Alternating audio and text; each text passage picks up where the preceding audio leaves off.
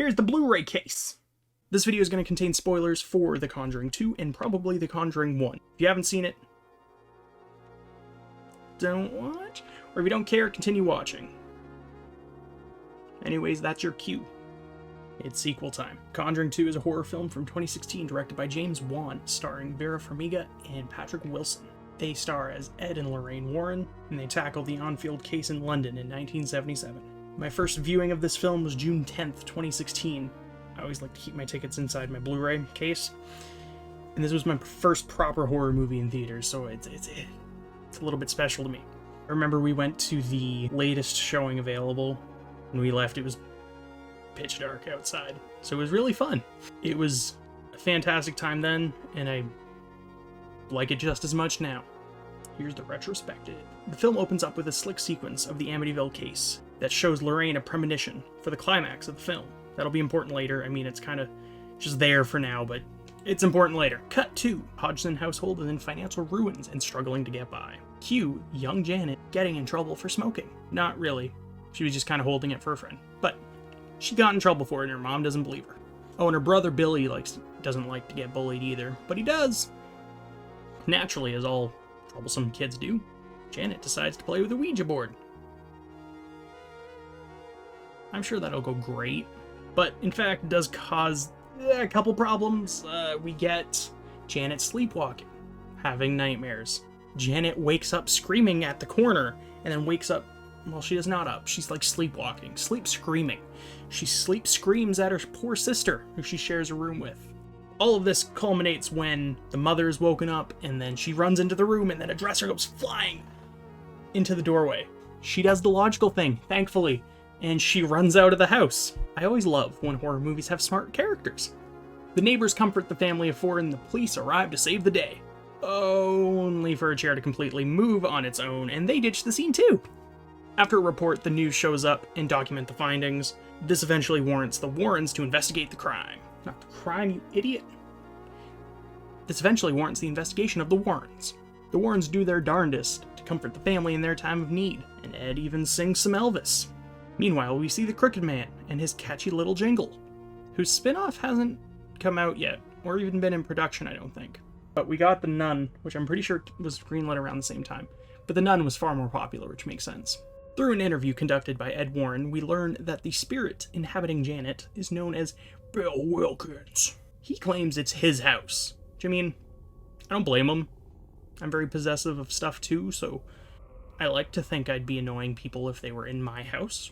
Although that said, poor Janet was homesick one day, and Bill decided he wanted to steal the TV remote away because he didn't like what she was watching. And then he screamed in her ear, "My house." Great scene. We also learned that Bill kind of speaks through Janet instead of fully inhabiting her. Oh yeah, and I forgot to mention, earlier in the film, Ed was painting a wonderful nun, who was the nun. Lorraine and her daughter Judy are just having a nice little mother-daughter bonding. And then Lorraine falls asleep, and she has a dream where she sees the nun. She walks down her house, and then the painting runs at her. Ah! And then, to tie it into the Amityville scene earlier in the movie, we see that the nun wants to kill our boy Edward.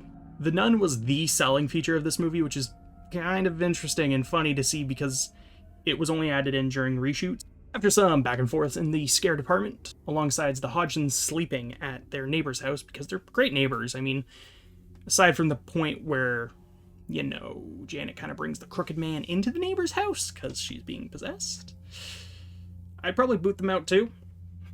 We arrive back at the Hodgsons' house to learn that Janet was faking it the whole time. Then, through some tape recording shenanigans, we learn that Bill Wilkins is being manipulated by the nun. Dun, dun, dun.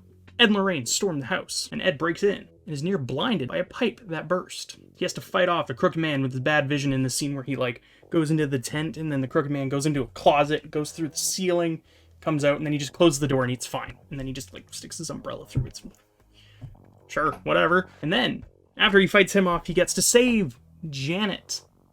Not really, though. He grabs her, and then he's holding on to the curtain. Janet was about to jump out the window, which isn't very nice. But before all hope is lost, Lorraine comes in. I mean, she went through the basement, came up. No fight from the Crooked Man. No burst pipe. She just had it on easy mode. She just comes in, says the nun's real name, and then boom, day is saved. Conjuring 2 is one of my favorite horror movies of all time. I prefer it to the original movie ever so slightly. It's equally parts wholesome and scary. I think that is a really good blend for a movie, especially when you're doing a horror movie, because you want to care about the characters that you're putting in danger. If you don't care about them, like much like the first one, why are you gonna watch it? I really prefer the dynamic of this one to the first one, not to say that the first one's bad in any way. I love them both, but I prefer this one.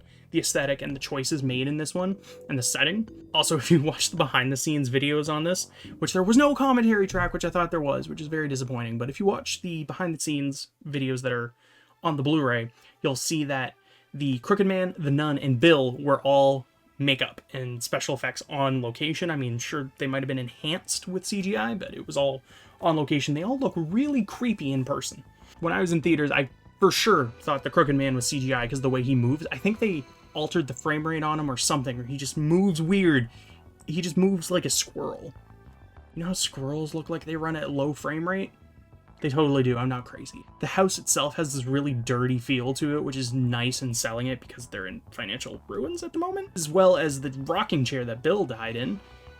It has some mold growing up from behind it up to the ceiling, which is, I think, is a really cool effect. Although when you look at it in like the grand scheme of the movie, the opening sequence isn't super necessary, but I really like the way it's shot stylistically, where you have Lorraine reenacting the Amityville case, and her shadow is the actual killer, and when she goes through a mirror, it's the killer there. Instead of it being her, it's the dude with the shotgun. Really cool sequence. I really like the cinematography and the use of shadows in that scene. Here's the downside about having the Nun movie come out. That movie's just okay, so when you go back and watch this movie, it's kind of like, I don't know, it kind of taints the character because she's not that credible of a threat in that movie. She isn't bad by any means, like, I mean, she's still creepy, it's just the Solo movie kind of, or spin-off, the spin-off movie kind of tainted her, for me, anyways. I'm still optimistic about that Crooked Man movie. I mean, I really like his design. That'd be a cool slasher movie. Like an umbrella, a like twisted, mangled umbrella as a weapon instead of a knife, a machete, an axe, or whatever. Chainsaw? Do a crooked umbrella. It's money. One thing that I'm sure was no pressure at all is that the star, one of the other stars in the movie, Madison Wolfe, would have been around 14 at the time, who plays Janet. Aside from the Warrens, in the horror aspect, the movie really lies on her shoulders, so that mustn't have been pressure at all. Again, I say, Bill just wanted his house back. Is he all that bad? I don't think so. I really like the soundtrack of this movie. I think it's better than the first one. It has this grand presence to it that the first one doesn't have. The first one feels more subtle, whereas this one feels a lot more full. I don't know how to describe it. I suck at music. I'm stupid when it comes to music. I just know I prefer the sound of this one, especially in the just before the climax of the movie when Ed and Lorraine are exchanging words on the door, and Lorraine's saying, "Don't go," and Ed's like, "I gotta go," and then he breaks off, and the music just amps it up, and she's screaming. It's good stuff. Top to bottom, this once again feels like a perfect horror movie, and it's so nice to see that you get 1 and 2 back to back. 3 isn't directed by James Wan. I still think it's a really fun movie. Spoilers for my next review. That said, before I wrap up this video, I'm gonna go through some fun trivia I learned from behind the scenes. So apparently James Wan was offered a life-altering amount of money to do Fast and Furious 8, but he turned it down to do Conjuring 2 because he felt he wanted to do that more, which I think is such a cool thing, and I'm really happy he did. I've never watched any of the Fast and the Furious movies. I really want to see 7 because of him, but he's such a good horror director. The production of Conjuring 2 was apparently filmed on a haunted Warner Brothers lot. Production designer built a 2-story house for this movie. Again, it feels so real. I love the attention to detail that they're crafting these houses for these movies. James Wan specifically said he didn't want to repeat the climax of the first movie where Ed performs an exorcism and saves the day. So he kind of flipped it this time around where it's Lorraine saving Ed, and she's the one that does the cast out. Get out here. None. We ain't having none of that here. Oh, and on your next rewatch of the movie, assuming you've seen it before, if not, Sorry for spoiling it, but I kind of warned you. But on your watch of the movie, pay attention to the background, because the nun's name of Valak is spelled several times throughout the movie. So just keep an open eye out. I'm pretty sure it's like 5 or 6 times that you can see it just there, which I think is such a cool detail. Thanks so much for sticking this one out until the end. If you liked it, let me know with a thumbs up or a comment. Hey, that looks cool. Anyways, my next retrospective will be on Conjuring 3, which is kind of weird because it just came out in June, July. It's October now. I don't know, I feel like it's too early to call it a retrospective, but I'll probably just call it review. Have a good day. Stop recording.